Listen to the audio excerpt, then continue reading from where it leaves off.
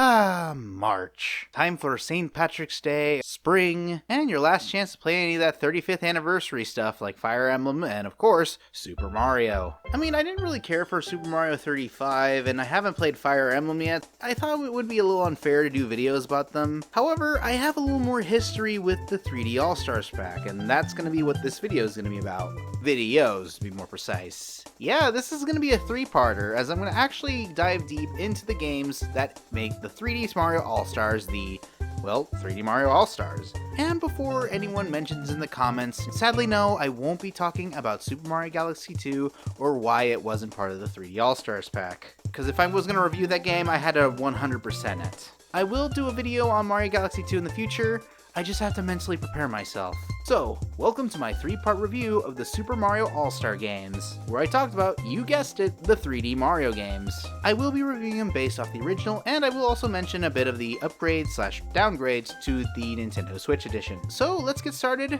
with the very beginning.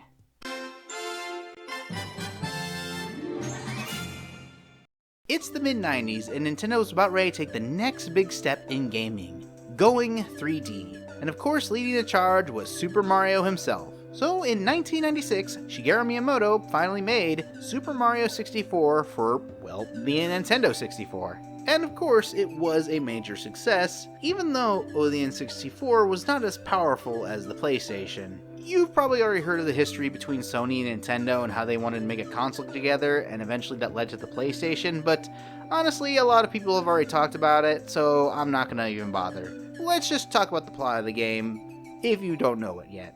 Actually, before we start with the story, let's actually mention the main menu, as of course it's pretty infamous with the, things that you can do with Mario's face. With of course added new features, such as the multi-face Marios in the back screen. I mention this because this is technically a port of the updated version that was exclusive in Japan, which added a few things and got rid of a few glitches. Now back to the story.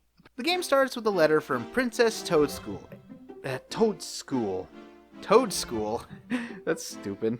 The story begins with a letter from Princess Toadstool, aka Princess Peach, which I think is now technically canon that her last name is Toadstool. So that means her name is Princess Peach Toadstool. I mention this mostly because this is actually the first time we technically hear Peach's first name, as back in the old NES and SNES era, we kinda hear Princess Peach as, well, Princess Toadstool, never referred to as Princess Peach. It's one of the first of many things that made Nintendo history, but I'm getting ahead of myself.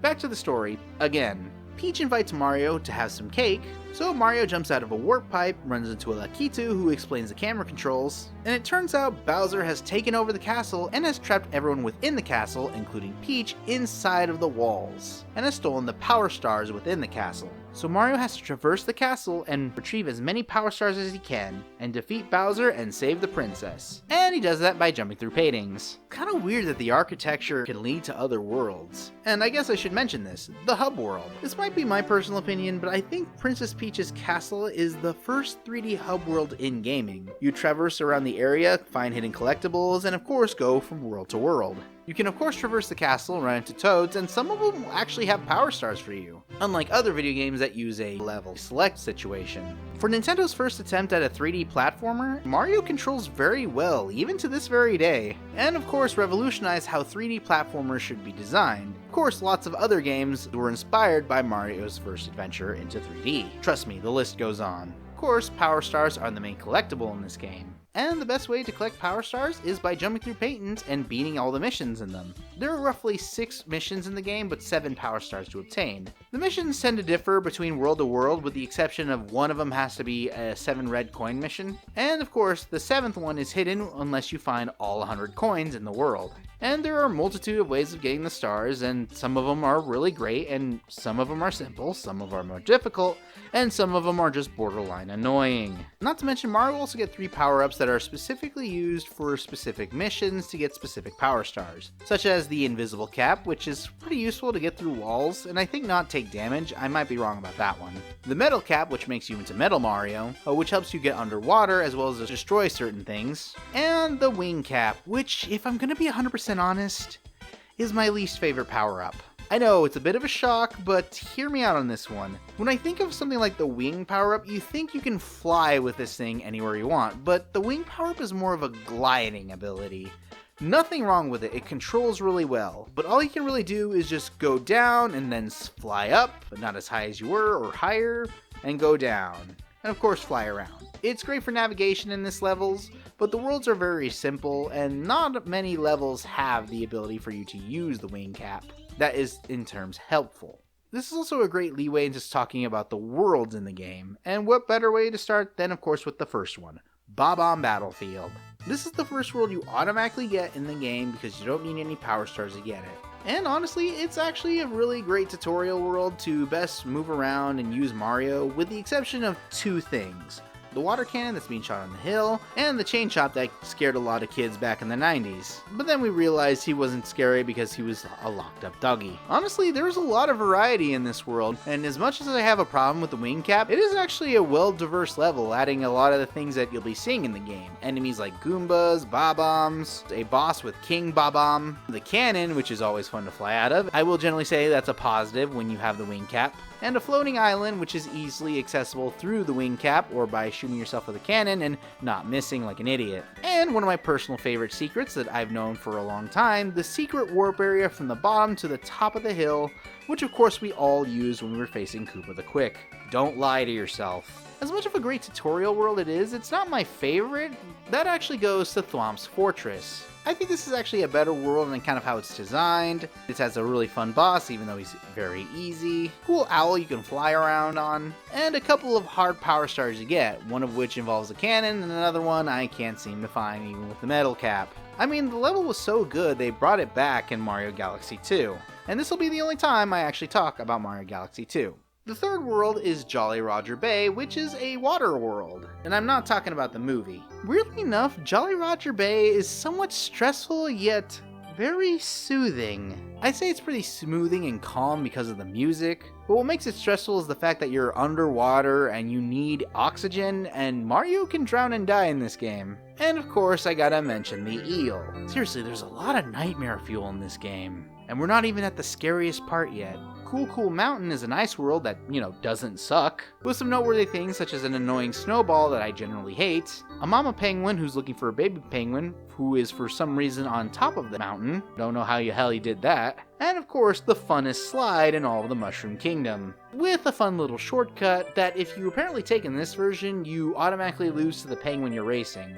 Weird, I couldn't remember using that to win automatically. Maybe it's because it's the updated version. The next world's actually a little more unique to enter. For starters, you see a Boo heading to the back of the courtyard. And next thing you know, in the courtyard, it's full of Boos. There's a specific one that has a cage in them, and if you defeat it, you will go into the next world, which is Big Boo's Haunt, which is a literal haunted house full of Boos, and other forms of nightmare fuel, such as creepy giant eyes, moving sarcophaguses, books with teeth, King Boo, and of course, the dreaded piano. Seriously, what's up with this game and giving you all kinds of scares? This was pretty close to one of my favorite levels, mostly because it's very eerie and fun. But if I had to generally say what was one of my least favorite parts in this game, it's obviously that wall jumping mission that you have to go on the roof for.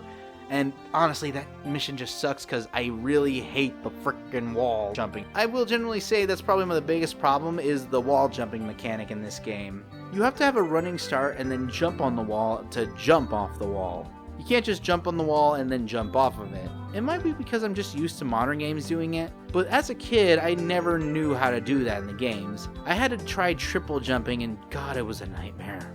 It's a scarier mission than dealing with the piano, that's for certain. Next is Hazy Maze Cave, which is a literal maze, and finding the power stars in this world is a real mission, but I mean that in a good way. Also, for some reason, the Metal Mario cap is hidden in this world, even though the other two power-ups were hidden in the castle. And I kind of find that dumb. The next world is Lethal Lava Land. The title kind of actually explains it, with volcanoes, lava everywhere, a volcano, spewing fire, more lava, and my least favorite characters in this series, bullies. Mostly because they love pushing you and they're super annoying to deal with. I mean, they're not hard, they're just annoying. Unlike Shifting Sandland, which is actually pretty unique, with the only annoyance I have is the death by quicksand. It instantly kills you and there's no way to stop you from dying from it. Still my favorite world, and it's just a fun, unique desert world. I'm a sucker for Egyptian stuff, and I really love that the desert theming, Pokies, the Egyptian pyramid that has a hidden treasure and a fun hidden boss. And I find it funny that the first mission has a klepto and you have to steal the star from him, and in the future levels he gets mad at you for what you did and he tries to steal your hats. I guess that's also another game mechanic they added later on in the game, is that Mario's hat can be, well, taken off of him, and he takes more damage. I don't know why Nintendo added this, but it's still kind of fun and funny. The next world is Dire Docks, which is just literally Jolly Roger Bay, now with 70% more water. And a submarine.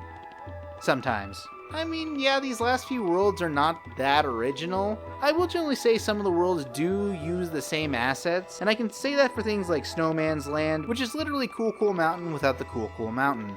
However, I will say Wet Dry World is pretty unique on account of it has a unique world mechanic where you use the water to better level where you want the water to be. Like, you need the water higher so you can get to hidden areas, and you need it lower so you can get to other areas. There's Tall Mountain, and it sure is. Tiny Huge Island, which is an interesting concept where you have two different portraits, one that's super tiny that makes you big, and one that's really big that makes you small. But it's not helpful for certain situations. You have to really guess which one you need for specific missions. Honestly, I always go for the big one, then I go little just in case I need to. I never really liked it when it was tiny because it always made things a little more trickier to navigate through. Then Hickory Dickory Dock, there's Tick Tock Clock, which is a level you are literally in a clock. Though I think this one's actually pretty unique on account of, well, depending on what time you enter the clock, there's different things that happen. And the last world, Rainbow Road. And I really hate saying this, but I think it's the worst world in the game. The reason I say this is mostly because you start the game every single time going down the same rainbow path, and it's slow, it's obnoxious, and of course, if you fall off any platform in the game, it's practically an instant death. And I guess I should mention the live system in this game. It's weird that you can save how many power stars you got in the game, yet you can't save how many lives you've gotten in the game. But I'm kind of not mad at it on account of it's really easy to get lives in this game. I mean, I got roughly like 20 to 30 lives on my first playthrough. It still adds a little more of a challenge to me. And now that I've mentioned almost all the worlds, I guess I should talk about the bosses as well for each world. I've already mentioned King Babam. He's a little on the annoying side, mostly because you have to go around him over and over again. King Thwomp is surprisingly easy. I already mentioned how much I don't like the bullies. The Egyptian one's pretty cool. I've never faced Wiggler, honestly. And of course, I should mention Bowser. In all honesty, I'm not a real big fan of his boss fights, like, at all. Mostly because his boss fight is just in general, well, getting around him, spinning him around, and making sure you hit the bomb, which in all honesty, I suck at. The second boss fight is a little more interesting on account of Bowser jumps back on the platform, he'll actually tip the stage, and of course he'll start running at you if you're too far away. And of course, the final Bowser boss fight, where it doesn't take one hit this time, it takes 3 hits. I will just say there is more challenge when you face Bowser in the final boss. And of course, his noteworthy difference is he's now rainbow tinted. Though it is a little more of a challenge, mostly because when you now miss this time every time you throw him, you'll actually lose more platforms, and by the second hit, he'll actually destroy most of the platforms that are closest from the bombs. So you have to have really good throwing and timing, which in all honesty, I don't.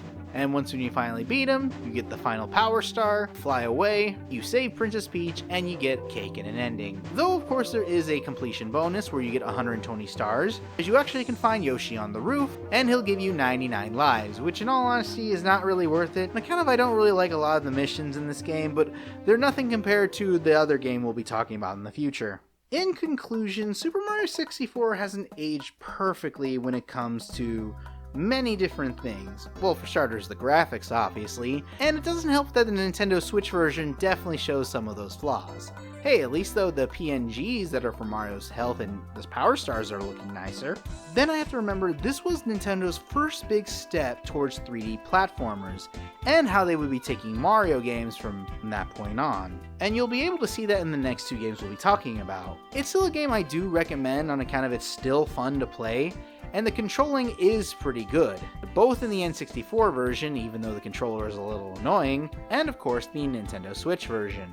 If you haven't played this version, which I find very unlikely, considering this is an iconic 3D platformer, you should still give this game a try, and if you haven't played in a while, I recommend playing again and see if it's aged well in your opinion. And with that, that is the first of the Super Mario 3D All-Stars games. Of course, thank you guys so much for watching. I have a lot of history with this game. I do like it, but I will say it hasn't aged as well as I remember it. And not to mention, this was the 3D Mario game that inspired other 3D platformers to do what they do. And eventually Mario would do this yet again in its sequel game, which we'll be talking about next time, Super Mario Sunshine, during the GameCube era, or as I like to call it, Nintendo's experimental phase. Well, after looking at Mario 64, it was kind of obvious we'd talk about the next game in the 3D Mario series. You know it, you love it, and or hate it. We're talking about Super Mario Sunshine, the black sheep of the 3D Mario games. And I'll give you my opinion on whether or not the game was good or not. So, let's begin.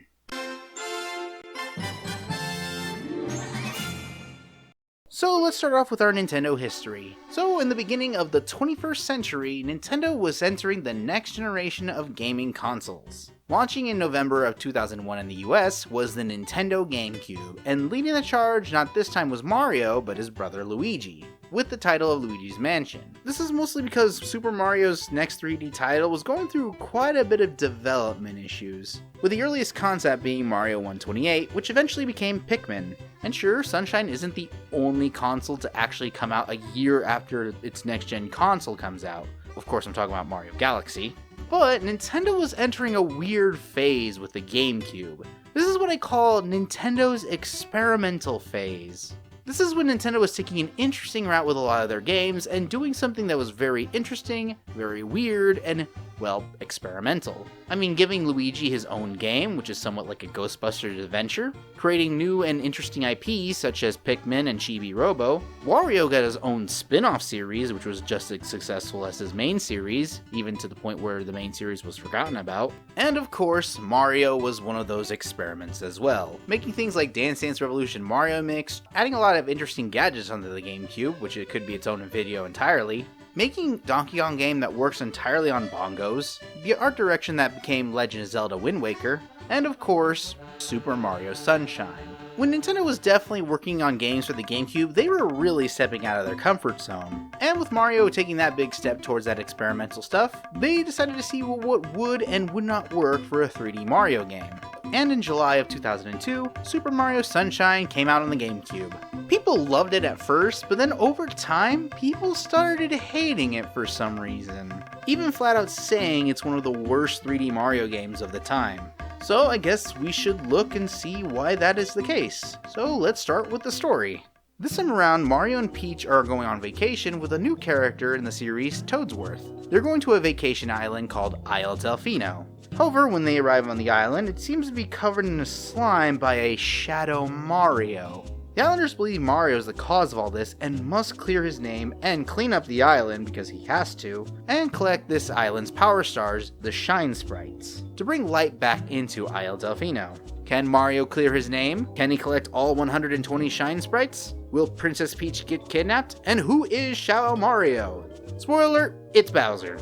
Technically, it's actually the newest character in the Mario canon, Bowser Jr., Bowser's son, who apparently is framing Mario for a crime he didn't commit, which kind of makes no sense considering he just got on the island, and kidnaps Princess Peach because he thinks Peaches is his mother. And I'm not going to be talking about Koopa Human Anatomy. That's something that's worth losing monetization for. So I guess from the story point, it's actually pretty, well, bad.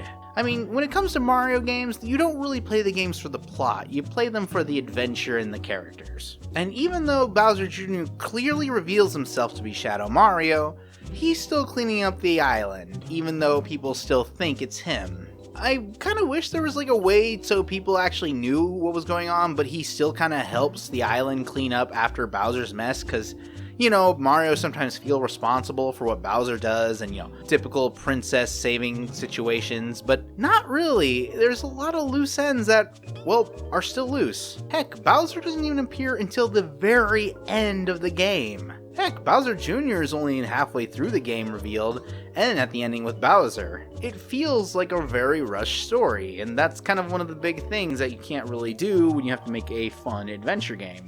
Even though the story is bad, luckily, Mario controls great. He plays almost exactly like he does in Super Mario 64, with the exception of no longer having the long jump. I think they added a lot of things that made the long jump not really necessary. One of those new things is Flood, a robot made by Professor Egad. His specialty is shooting water and cleaning stuff. And considering that you're literally on a giant island filled with water, that is very useful. So Nintendo definitely used the mechanic of water as their main purpose for Flood to use in this series. I'll explain later when I talk about the worlds in the game. Flood has two main components, the water shooter, which is best used for attacking specific enemies, and of course splashing water everywhere and cleaning up messes. And he has the hover nozzle, which is two nozzles behind them that act like a water jetpack. Ironically enough, that might have been what inspired normal jetpacks that we have at beaches nowadays. I could be wrong about that one too. Plus, you also get some additional power-ups that you can find within each area of the world, such as a rocket nozzle, which sends you flying, and the dash nozzle, which makes you move fast and does nothing at all. It's so useless you hardly use it in the game. And for the first time in 3D Mario game history, you can also ride a Yoshi, and he spews water from his mouth, which is kinda gross. Not to mention he has the tongue that really acts really crazy. Though, ironically enough, he does not like water because he will evaporate and turn into mush if he's in water. And the way to activate Yoshi is pretty interesting, makes sense, and is a little annoying at times. You have to find a specific fruit that he'll eat, and once you find it, you'll actually get to ride him. And you can walk around the entire island riding a Yoshi that can also hover, eat enemies, you spew gunk at them, and make platforms for some reason. And speaking about the island, Isle Delfino. Just like Princess Peach's castle, it's another great hub world, starting you off with Delfino Plaza, the place where you always go from world to world, and specific landmarks and areas will actually lead you to specific parts of Isle Delfino. And what's really cool is you can actually see those parts of the worlds throughout the map when you travel around specific parts of the island. Almost like if it's an open world game, but it's not. This time around, there are only about half as many from the first game. Even though there are roughly 8 missions, there are roughly 10 to 11 hidden shine sprites throughout the levels. And unlike the last game where I had a problem finding where to get these shine sprites, it's actually a little more easier to know because they show you a cutscene of where you need to go to find a specific shine sprite. 8 of them are obviously collectibles through the missions, the 9th one is usually getting 100 coins, and there are roughly 1 to 2 hidden shine sprites in hidden areas, mostly in those hidden Mario levels, but I'm getting ahead of myself. So I'm going to explain, of course, all the worlds in the game as per usual. Starting off with Bianco Hill, which is somewhat of a tutorial level of Bob-omb Battlefield, but honestly it's a little more forgettable than Bob-omb Battlefield. It's a nice hub world, it's okay-ish, gives you a better understanding of what to do in specific situations, and the only real thing I like about it is that PD Piranha's in here, one of the new enemies in the game. The second area is Rico Harbor, which is a construction site by the sea, which has a really cool Gooper Blooper boss, a couple of them actually, and it also has blooper surfing, which in all honesty I am not a big fan of.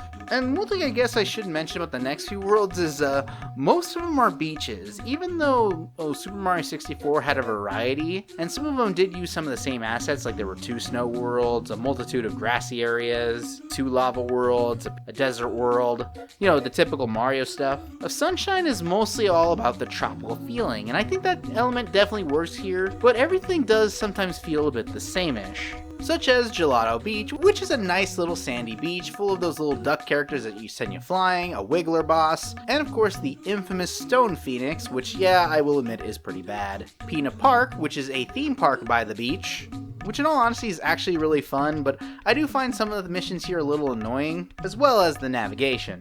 Serena Beach, which is Jack Torrance's summer home. That's a Shining reference if you don't get it. Which is a haunted hotel full of booze. As well as King Boo happens to be here as well. Probably gambling all the leftover money you didn't get in Luigi's Mansion. The last beach level, if I could really call it a beach, is probably my personal favorite, Noki Bay. Which has this really unique architecture-ish style, with a bunch of shell buildings everywhere, and it's home to the indigenous people of Isle Delfino, the Nokis, which are, well, shell people. Or I guess they're more like snail people. I really like the architecture and the design of this world, and unlike most of the missions in Isle Delfino, this one has more of an ongoing story. It shows off at the beginning of the world that the entire bay is covered in toxic water, and they think the best way to clean it is to open the waterfall that's been plugged up by Amani Mole. That doesn't work, so they get rid of Gooper Blooper, who appears again. That doesn't work. And it turns out it's actually a sea worm with 2 heads and rotten teeth that's under the waterfall. And the only way to stop him is to clean its teeth, and to do that you have to do a surprisingly interesting coin mission that's actually not that bad, as people say it is. Beat that mission, and then go up the waterfall, then into the waterfall, and face the monster by cleaning its teeth. And then boom, Noki Bay is all cleaned up.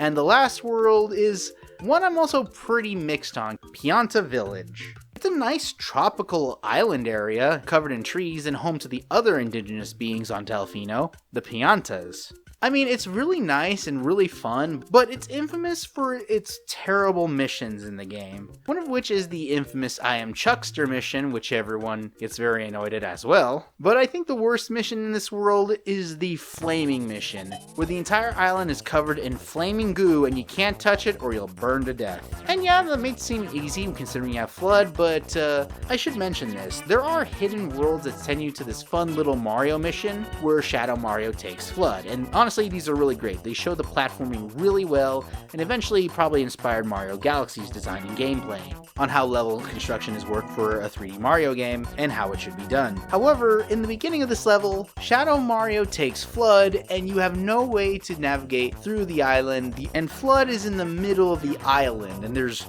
really no way to get into it. The solution you're supposed to do is go under the island and then go side, but no, that idea is dumb. What I had to do was I had to go into the river, cover myself in water because the water physics is surprisingly good in this game. So good that even the water stays on Mario. So what I had to do for at least roughly 10 minutes is keep getting Mario wet and keep throwing water around the area, do a triple jump and dive into a safe spot, and then make sure to keep going that direction until I get Flood, and then wash away all that flaming water out of pure rage.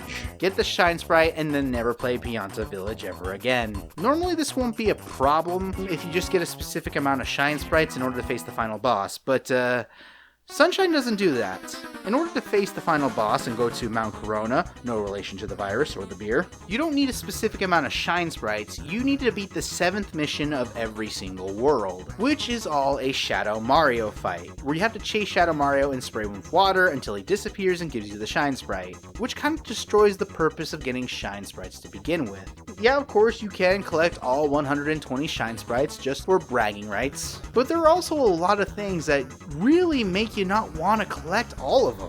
I've already mentioned some of the missions, but there are also tons of hidden Shine Sprites on Isle Delfino. There are also a lot of endgame bonus Shine Sprites that you get at the end of the game, and of course there are infamous missions like the dreaded Poisonous Water one, the great legendary Pachinko mission, and of course the blue coins. One of the other new collectibles in this game. Every time you collect a blue coin, you automatically save the game, and are a currency to actually trade in for a Shine Sprite from this one Tanuki guy, who is just hoarding the Shine Sprites. He has a total of 24 of the Shine Sprites in the game, meaning you have to get 240 blue coins, which are all around Isle Delfino, either in paintings, hidden about, or inside blue birds, which is a royal pain in the derriere. And when you collect all 120 Shine Sprites, what do you get? A postcard saying thank you for playing.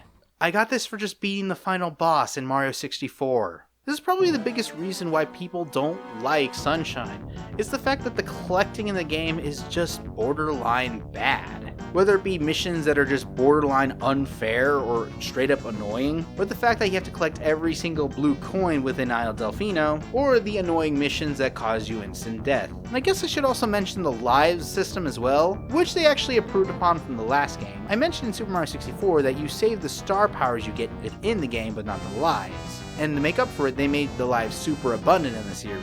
In Sunshine, they do save how many lives you get in the game, but it's a lot more easier to lose those lives. And it adds more of a challenge, I will admit, but if that challenge comes from missions that are borderline unfair, what's the point? Anyways, after beating Shadow Mario 7 times throughout the island, he floods Delfino Plaza, you follow him into the mountain, get to the tippy top, Bowser, Bowser Jr., and Princess Peach are on a boiling jacuzzi way above the mountain. And to defeat him, you have to do a super ground pound with the jet nozzle, send him flying, and save the day. Oh yeah, and Flood dies. He gets better. The power of the Shine Sprites return to Isle Delfino, everything's shiny again. Bowser admits that Bowser Jr.'s mom isn't Princess Peach, which also asks the question, who is Bowser's mom? And I'm not going to bother looking that up because I do not want to get demonetized. The game ends and it shows Il Patissimo, sorry I forgot to mention about him, with Bowser's paintbrush. That caused all of this mess, hinting at a potential sequel or more playable stuff, but nope. That never happened. Maybe the power of the paintbrush made Il Patissimo explode or something, because we never see Shadow Mario or Il Patissimo ever again. Well, actually that's not true either. We actually do see Shadow Mario in some cameos, but that's very little of them. And of course being part of Bowser Jr.'s Final Smash, even though the Koopalings do it too, which also makes no sense. So yeah, that was Super Mario Sunshine, and what do I think about it? Yeah, I can see why people say it's the worst 3D Mario game of all time, but that's still impressive if you think about it. Of all the 3D Mario games, Sunshine is still considered the worst, and there is still a lot of replayability and fun in the game. Sure, there is also a lot of levels that are frustrating and bad, such as rolling an entire watermelon down a mountain into a beach. Whoever thought of this should be fired. But there is still a lot of fun and gameplay in the series. Mario still plays pretty well. The missions are really entertaining, but when it comes to bad missions that are necessary to beat the game, that's where the game definitely loses some of that quality. It's not the worst Mario game of all time, there's just a handful of bad choices for some of the missions and collectibles. I don't hate Sunshine. In fact, it's the only Mario game I technically owned before the 3D All-Stars pack. I've mentioned that I have a lot of history with the 3D Mario games, but the thing is, I never owned any of them with the exception of Sunshine.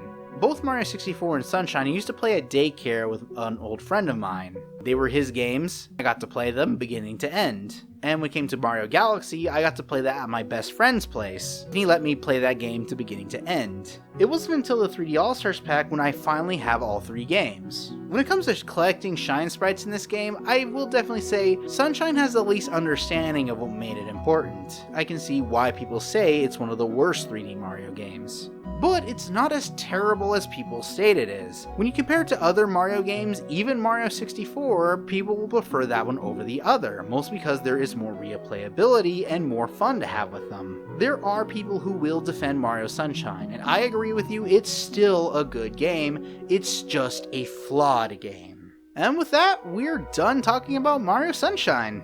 2 down, 1 to go. And I'm very excited because next time is going to be the third and final part of the 3D All-Stars pack, and my personal favorite, Super Mario Galaxy.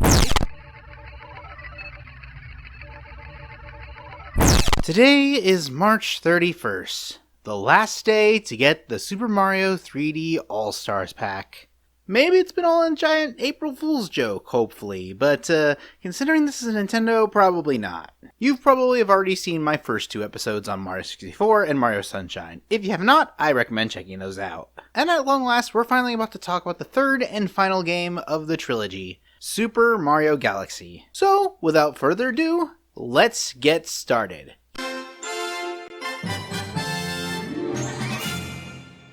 Let's Let's start off, of course, with more Nintendo history. Nintendo was yet again working on innovating in the next generation of gaming, with their first success being the Nintendo DS, which was so successful it practically printed money. And of course, Nintendo was going through more experimentation in their gaming. Nintendo thought the next big step in gaming would be motion controls, and eventually was known as the Nintendo Revolution, and eventually known as the Nintendo Wii. And one of the few games that was advertised to come to the Nintendo Wii was, of course, Super Mario and his next 3D adventure, which was Super Mario Galaxy, which it launched in November 1st of 2007, roughly around a year after the Nintendo Wii launched. Just because Mario was the face of Nintendo doesn't mean that they always had to launch every new Nintendo game with the Italian plumber. And boy, was this game a phenomenon. And yeah, throughout most of this video, I'm going to show my bias on this, and I don't care. I think Mario Galaxy is the best Mario game of all time.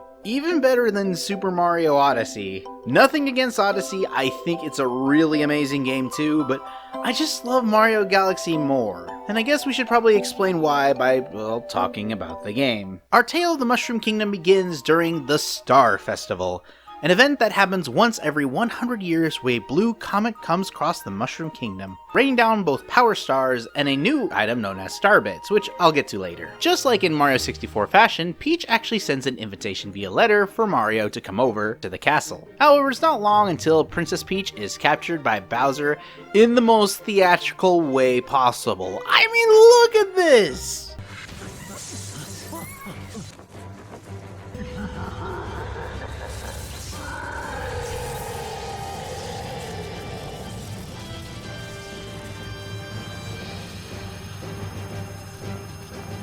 This is probably one of the big things I really like about the beginning of Mario Galaxy. It's full-fledged theatrical. When you usually think about most Mario games and Bowser kidnapping Princess, Mario's usually like, oh no, here we go again, son of a bitch. Here, he goes full-fledged bad guy mode.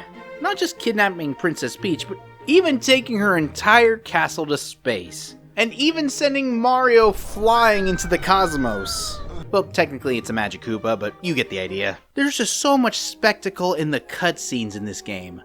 Oh my god, it's so good. Even though Mario is lost in space, he also comes across a bunch of little creatures known as Lumas, which are little star people, who actually know someone who will actually help Mario on his adventure to save Peach in the center of the universe. And that character is one of the newest and most iconic characters of the series, Rosalina. Of course, being somewhat of a princess of the galaxy. Rosalina will help Mario, as well as this other little Luma that Peach was supposed to give Mario, giving Mario the ability to power spin. However, for Rosalina to help Mario get to Bowser's lair in the center of the universe and save Princess Peach, she needs both Power Stars and Grand Power Stars in order to help navigate through galaxy to galaxy. Because it turns out that Bowser has actually taken all of the Power Stars from Rosalina's Comet Observatory, which is why he's capable of traversing from galaxy to galaxy, making his Koopa army take over literally the entire universe. There are two types of collectibles in Mario Galaxy, both regular Power Stars, which work similar to the Power Stars in Mario 64, and the Shine Sprites in Mario Sunshine. You go to a specific galaxy, do a specific mission, get the Power Star, and then come back. And then there are the Grand Power Stars, which are like the keys in Mario 64. Once when you defeat a specific boss, they help you actually navigate from world to world and help expand the hub world, which is the Comet Observatory, which are vastly needed to, beat the game. And of course, as I say about most hub worlds, yeah, the Comet Observatory is great. When it comes to navigation wise, it's not the best one, but from aesthetic and of course the music, it is probably my favorite. The Comet Observatory acts like a house, because it is technically home of the Lumas. Each of the little hub areas that take you to different galaxies are basically based off these little areas.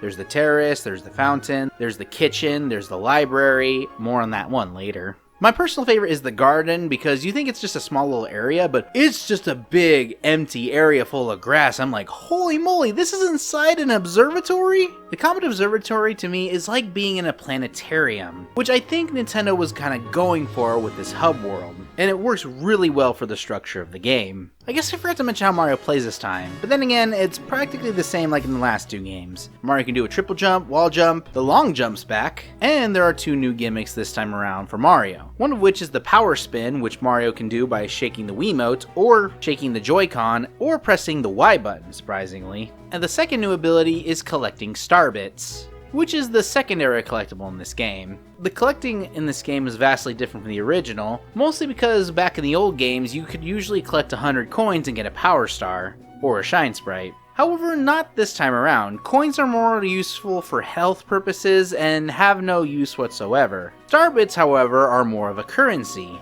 You see a reticle used from the Wii remote to actually catch star bits. If you get 50, you get an automatic 1-up. However, unlike coins where they reset how many coins you collected, star bits can also be stored up into like a bank. This is mostly because of all the worlds that are in the game. In the last two videos I mentioned I would talk about all the worlds in the game and give my general purpose, but with Mario Galaxy that's a little tricky. There are many upon many different galaxies. Some of them are just one-offs, some of them are just multitudes. Some of them have secret power stars. There's just so many you talk about, I just don't want to really bother with it. It's one of the times I'm going to say you have to play for yourself to experience a lot of the galaxies in this game. And a lot of them are just generally entertaining. Though a lot of them still use the same assets to navigate from world to world, or even use the same backgrounds and designs and characters, but they still feel unique enough to make up for their own worlds. And not to mention, if you think about it in Mario Galaxy terms, the universe is a big place. And there are tons of new Mario-based characters, such as the Bee People, including the Big Bee Queen, also the introduction of the newest power-up, the Bee Mushroom, which turns Mario into Bee Mario, insert Bee Movie joke here. There's also the Boo Mushroom, which turns Mario into Boo Mario, which gives you a very fun Luigi's Mansion joke, which I should also mention Luigi is also in this game, but more on that later. There's also the return of the Fire Flower, which you use to throw fireballs. There's also the new Ice Flower, which turns you into Ice Mario, where you can make ice platforms on water and even skate on ice, which is really cool. And lastly, the Spring Mushroom, which turns you into a Spring Mario. A lot of people are not really a big fan of this one. It's not that bad, but it's also not that good either. There's also the Red Power Star upgrade, which is only useful in the hub world and one mission. But it helps navigating through the hub world a little more easier, I'll generally say. Now, of course, just like in Mario Sunshine and Mario 64, every galaxy has roughly around 1 to 3 or even more power stars, depending on the missions. Of course, there's ones where you have to defeat specific bosses, there's ones where you have to get to a specific goal, there's some that are even hidden by hungry Lumas that you have to give to star bits, that'll give you a trip to another galaxy. And also, there are the Comet Stars, which have a variety of missions, such as a one-hit don't die mission, timed mission, which gives you a certain amount of time to beat the level, there's Cosmic Mario races, and the legendary Purple Coin mission, where you have to collect all the purple coins, which has probably one of my favorite soundtracks that I kind of wish it was in Super Smash Bros. Then again, there are just so many great songs in Mario Galaxy. Mario Galaxy's soundtrack is just borderline amazing. This is mostly because this was one of the first time the Mario soundtrack has ever been orchestrated. Most Mario games usually involve digital audio. This was the first ever Mario game to ever introduce orchestrated music. And it definitely has a major impact in the gameplay. I mean, listen to a lot of the songs in this game.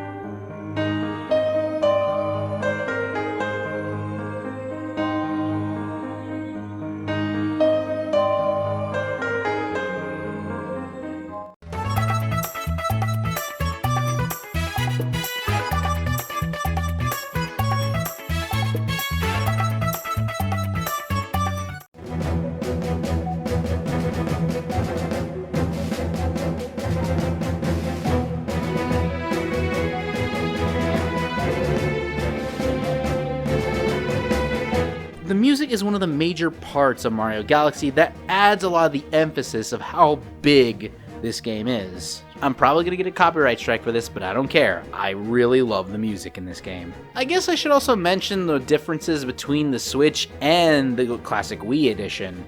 I was actually going to mention the differences between the control systems back between Mario Sunshine, but they patched that out a while back, so I didn't really bother on it.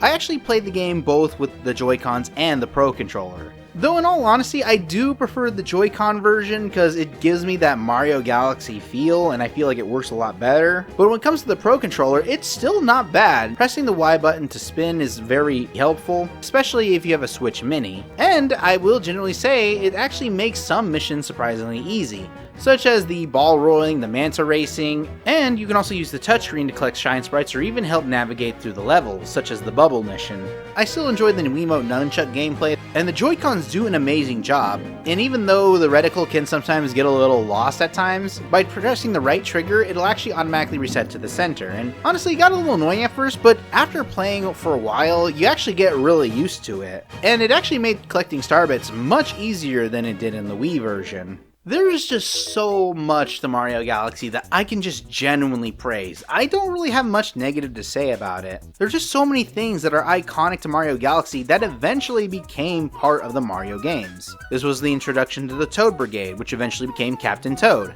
Luigi got to be more part of the Mario series, where you have to find Luigi in specific missions. And if you 100% complete the game, getting all 121 Power Stars, you can play the game again, this time as Luigi, in the term Super Luigi's Galaxy. This also showed so much of the stuff that was part of the original 3D Mario games that improved upon yet again in Galaxy, such as the live collection system back in N64. They do give you more lives, but you can lose them more easily like in Sunshine, but when you start a new game, you do get them reset, but there is a Toad that sends you a letter from Princess Peach that gives you 5 lives, and you can choose whether or not to collect them or not, to add more of a challenge for yourself. And last but not least, I think one of the best things that was added to the Mario universe, Rosalina. Hear me out on this one. I know there are generally people who don't like Rosalina, but I think she is an amazing addition to the Mario series, mostly because she's probably one of the most developed Mario characters in this series, period. Eventually making Rosalina one of the most iconic characters in the Mario series, and even appearing in Super Smash Bros. As a playable character along with Luma, well before Daisy. Rosalina made a major impact as a new character in the Mario universe, and I think it's because a lot of people can really like her because we got to know more about her. Because unlike most Mario characters, Rosalina has a backstory. As you progress through most of the Mario game, you unlock an area known as the Library. If you go in at specific times, Rosalina will actually be telling a nice little story to Lumas. And a lot of people have theorized this already, but apparently this might be Rosalina's origins. And honestly, it's a very emotional story. Rosalina was a young girl who lost her mother at a young age, and one day she finds a Luma that crash lands on her planet and is looking for his mama. Understanding how the Luma feels, she helps the Luma traverse through the galaxy in order to find his mama. Over time, their bond actually grows to the point that they become family, and eventually more Luma started coming and becoming part of that bigger family. However, Rosalina still feels homesick and misses so much of her home that she eventually goes into tears. It's emotionally heartbreaking because sometimes we can all understand what it means to lose family and say goodbye to all the things that was our home. It's one of the hardest things about growing up. The story eventually ends with the Luma that Rosalina met turning it into the Blue Comet, which eventually became the Comet Observatory. So every 100 years, Rosalina can still see her home, which is apparently the Mushroom Kingdom. It's an emotional story that I think is really deep, and it's one of the most impactful stories in a Mario game. Most Mario games, with the exception of the early Paper Mario games, are not really known for their story. It's always the hero who tries to rescue the princess. But when Nintendo wants to really add impactful stories about characters, and if Nintendo ever did a deep story, the Mario series, I think it'd probably be one of the best written Mario games of all time. Well, next to the Thousand Year Door. Then again, I've just been chatting so long, so how about we just end this video? By talking about the last part. The final battle between Bowser. Well, actually, I should mention the previous boss fights before you do that. There are a good handful of bosses, though a lot of people don't like some of them. Like, I know people prefer Petey Piranha over Dino Piranha. I think a lot of the bosses are really over-the-top amazing. The first boss is bigger than the planet you're on, and you have to climb him in order to fight him. Bowser Jr. also returns for a rematch against Mario, and you also fight Bowser a couple of times before the end game. And when you get to the final galaxy in the center of the universe to face Bowser, it is a gauntlet. It uses everything you've learned from all the Mario games in the galaxies with the exception of the power-ups, and it puts your platforming skills to the test. And when you finally see that center of the universe, you take down Bowser one last time. And this boss fight is just a spectacle. It's a real general challenge too. Of course, Bowser kind of fights the same in all three fights, but they're a lot more impactful and a lot more different every single time. Bowser has a few new tricks up his sleeves and also brings more challenge to the fight. And when you get to the final phase, oh, the orchestra definitely shows the impact of what that fight is. Just listen to it.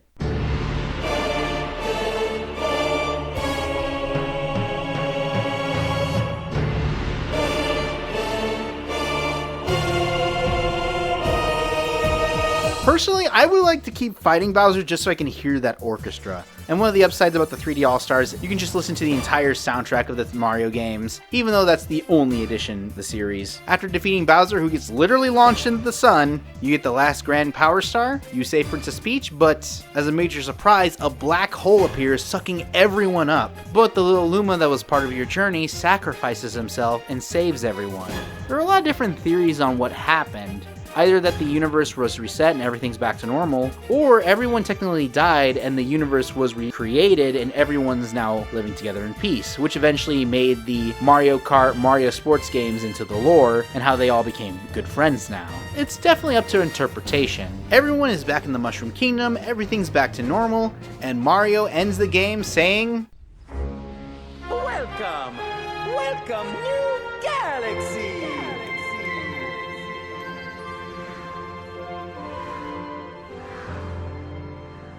Of course, that's not the end of the game. If you 100% the game, you can also play the game again as Luigi. And if you collect all 121 Power Stars from his game, you just get the gratification of knowing you just beat the entire game twice, this time with Luigi, and you also get a thank you card, this time with both Luigi and Rosalina. Normally, I wasn't a big fan of the congratulation 100% of Mario 64 and Sunshine, but playing Galaxy, it's just its own reward in itself. Mostly because all of the missions are not terrible. Normally there's like one mission that I generally don't like, or multitude of them, like in Sunshine. Mario Galaxy has a mission structure that doesn't feel boring or repetitive or stale or bad. Even though they do reuse missions and Comet ones, they do add more of a challenge, making the replayability just as entertaining. In conclusion, I think Mario Galaxy is the most perfect 3D Mario game ever created. Again, nothing against Odyssey, I just think Galaxy just does a lot of things right that it tended to do. Odyssey definitely has a lot of the great missions and challenge and all that type of stuff, but to collect all 999 Power Stars is mostly just basically getting over 100 coins and then buying them at the shop. Plus, this might be my personal opinion too, but Mario Galaxy feels like the last Mario game. What I mean is, when you see the theatricalness that is the cutscenes in the game, the major big adventure, the massive replayability, the deep impactful story arc of Rosalina, and the fact that how the game ends could eventually lead to the timeline of the side party games, Mario Galaxy feels like, in a timeline-wise, the last Mario adventure. I know I wasn't going to talk about Mario Galaxy 2, mostly because it wasn't part of the 3D All-Stars pack. I just want to say this about Galaxy 2. Even though the game does improve upon some situations, but definitely downgraded on other things from Galaxy, the impact that Mario Galaxy had with its story and gameplay compared to the sequel makes me still prefer the first one over the second one. And even though Odyssey definitely has a major impact in the gameplay wise, as well as a really cool introduction, I still love coming back to Mario Galaxy. So, after looking at all three games, what do I generally think of the 3D Mario All-Stars? Yeah, I kinda wish this wouldn't be a limited time thing either. Looking back on all three of these games, you can definitely see Nintendo's history into the 3D era of Mario. You got to see how Mario became a bigger name in the industry. and even reinvent platforming into the 3D era. With its early beginnings in clunky old controls and polygon style, to its experimental phase, adding new ideas and messing up on certain situations and forgetting what made the original perfect, and then improving upon what you did last time and making the perfect 3D platformer. Eventually, 3D Mario games became more and more accessible, with 3D Land, 3D World, Odyssey, as I mentioned before, being the most recent new title of the series. It is generally a shame that they didn't add more stuff, like maybe a library or maybe like some video footage of like the history of Nintendo, or even some really cool concept art that I've actually seen of the Mario series online or from Did You Know Gaming. I still say it's a really great collection. I highly recommend getting it before it's gone forever, because in all honesty, it's really hard to even get the original trilogy. I can't say much for the Nintendo Wii version. N64 and GameCube games are getting harder and harder to collect for gamers nowadays, and they usually go for astronomical prices. With N64, you can get knockoff versions of the cartridges that work just fine, but sometimes they don't feel the same. The 3D Mario All-Stars is a major part of Mario's history, and is a big recommendation to people who are major fans of the 3D Mario games. But I generally say do not buy scalped versions where they charge you an astronomical price. Hopefully this was a big April Fool's joke by Nintendo, but when we were all suckers for buying it, even the scalpers, so sorry about that one, guys. And with that, we are officially done talking about the 3D Mario All-Stars. Thank you guys so much for watching. And if you want to keep checking out my content, you can just subscribe and ring the bell for notifications when new videos come out. I'm really glad I actually did a look back on all three of these games, mostly because they mean a major part of me and my love for 3D platformers. And no, this doesn't mean I'll be doing a Mario Month video like other YouTube channels, or even doing reviews of 3D platform games. Well, not all the time. But I feel like this was a big deal to me because this was a major part of my childhood growing up. And seeing Mario evolve into the big name character he is, even being bigger than Mickey Mouse, I'm really glad that Nintendo still makes amazing Mario games to this very day. If there ever comes a time when we have to say goodbye to Nintendo or our favorite Italian plumber, let's never forget all the great times we had playing his games. Because that's all we ever wanted from Super Mario, to always have fun. Thanks for watching, guys. See you next time.